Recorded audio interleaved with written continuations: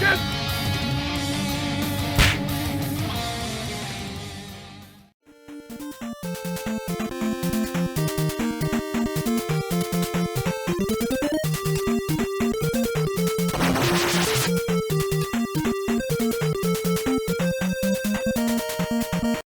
Hey everybody, welcome back.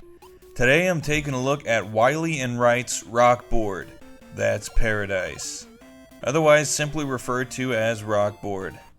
This game was released in 1993 for the Famicom, and it features the characters from the Rockman series in a business simulation board game, otherwise referred to as Monopoly.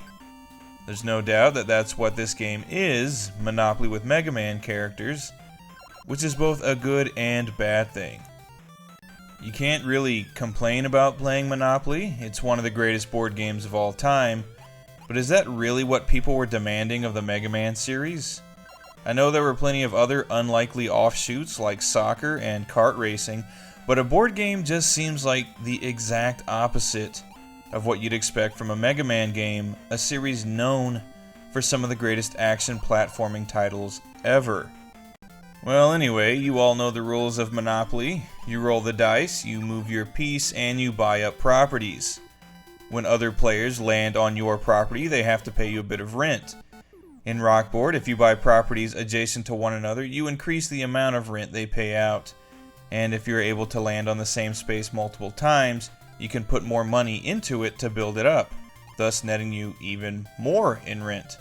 But when another player lands on one of your properties, they have the option to buy a piece of it for themselves at an elevated price, thus splitting the rent between the two of you. This creates more of a back and forth, as you can't trade properties with one another as you would in a traditional game of Monopoly.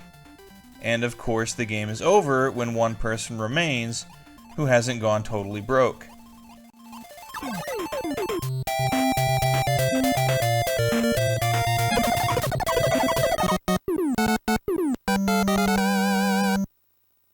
There are 5 playable characters in RockBoard: Dr. Light, Dr. Wily, Dr. Cossack, Dr. Cossack's daughter Kalinka, and Roll. You might be shocked to see that you can't play as Rockman in a Rockman game, but he's held aside as a support character. In fact, there are a whole lot of characters that come into play in the same way you would use cards to screw over other players in a typical board game. There are a whole bunch of robot masters, Blues, aka Proto Man, Rush, Beat, etc. There's even a new character introduced in RockBoard named Reggae. He's a bird that Dr. Wily built to be his companion, but I guess he screwed up because Reggae is a complete dick, even to Dr. Wily.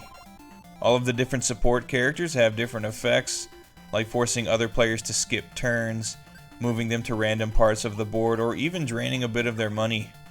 Overall, it's kind of hard to complain about the gameplay in RockBoard. It's nothing terribly exciting, but then again, you knew what this was going to be. The graphics and sound in RockBoard are both nice enough. You get some classic 8-bit Rockman graphics, with all the recognizable characters whose sprites never really changed all that much. There are 4 different boards to play on, and they all have unique themes, and there's quite a bit of color in each one.